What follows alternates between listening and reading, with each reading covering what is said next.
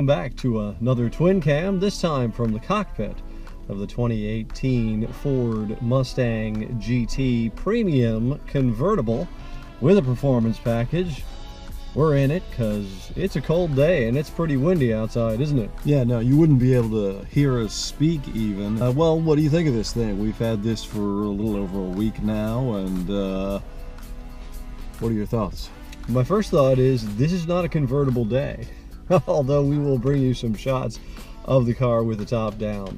Let's talk about that, the way it looks. Not a real fan of the execution of the design with the top up. It just doesn't look that great.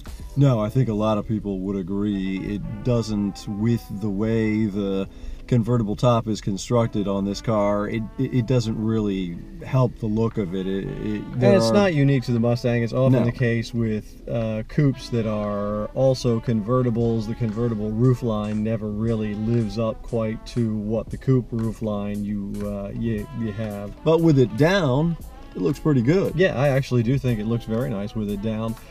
This one is ingot silver metallic is what Ford calls the color, and it's got the ebony black, what are they, 19-inch wheels? They are part of the performance package, which is I think about $3,500, a little over $3,000, and I would say as a inducement to you all, get it. It's worth it. You get not only the 19-inch ebony black wheels, you get a 355 ratio limited slip axle, you get carbon sport interior, we'll show you that. You also get Brembo brakes, and those are up front. I believe they are 15.5 inches, 6 piston up front and 4 piston calipers in the rear. The performance package is on top of the base car, the base GT here, which is a 5-liter V8 with 460 horsepower and 420 pound-feet of torque. That's a good motor. It provides plenty of oomph for this car, and that's saying something because the convertible weighs a little over 200 more pounds than the coupe, and this thing comes in at a tubby 3,904 pounds. But it is a good engine, and it pulls very strongly. In some cases it feels like it has more than 420 pound-feet of torque, and as with Mustangs of the past, it's real easy to break the rear end loose and get all squirrely. Yeah, and you could say that this is one fast convertible, because it is. In this case, ours came equipped with a 10-speed automatic transmission. I would always say, well, as I always do in almost every car, go for the manual, but particularly in something like a Mustang, to me, it just adds to the driving pleasure. Now, I know there are a lot of people who just want a manual or an automatic transmission cruiser, but then if you do, why do you buy the GT version of the Mustang? Just get the 4-cylinder EcoBoost engine with like little over 300 horsepower. Yeah. That would be the way to go if you wanted to do that. If you're going to get this one, make sure you get a manual transmission. Does the 10-speed automatic work? Sure, it works, but you do have to wait for it to kick down. If you're in normal mode, that happens a little quicker. If you are in a sport or track mode, and of course it has paddle shifters on the steering wheel, and you can select the gear yourself with that, so you can eliminate some of it. But again, like all these cars with auto boxes that have sport features, most people just leave them in automatic all the time.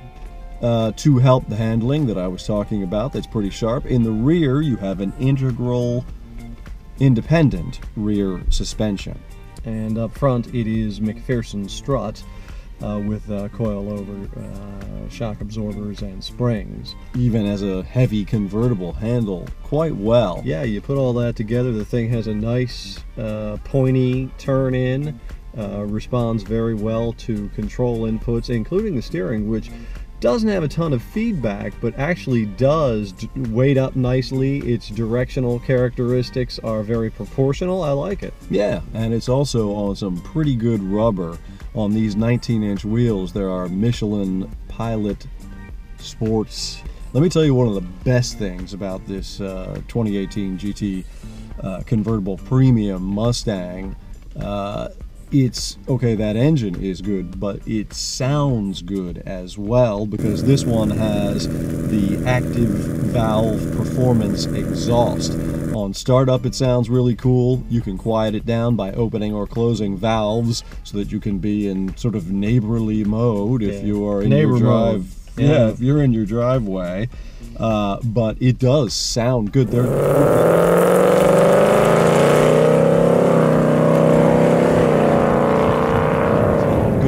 would be no need, in my opinion, for an aftermarket exhaust for this thing. It sounds fine.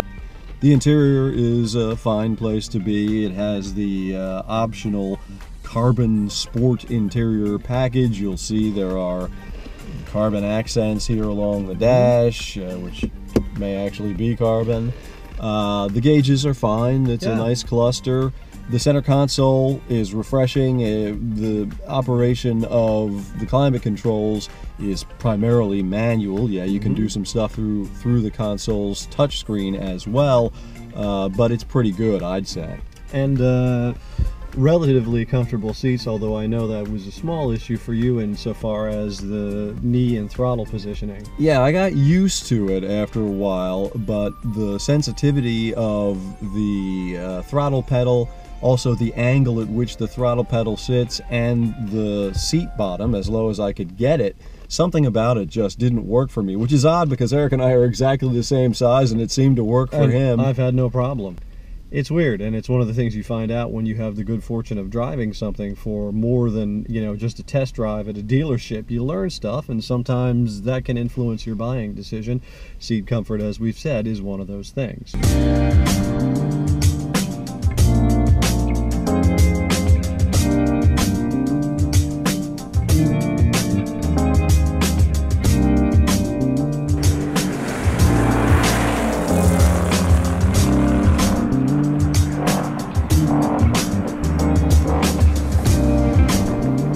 Overall, Eric and I like the current Mustang GT. We thought we'd voice this over as it was getting cold and even more windy.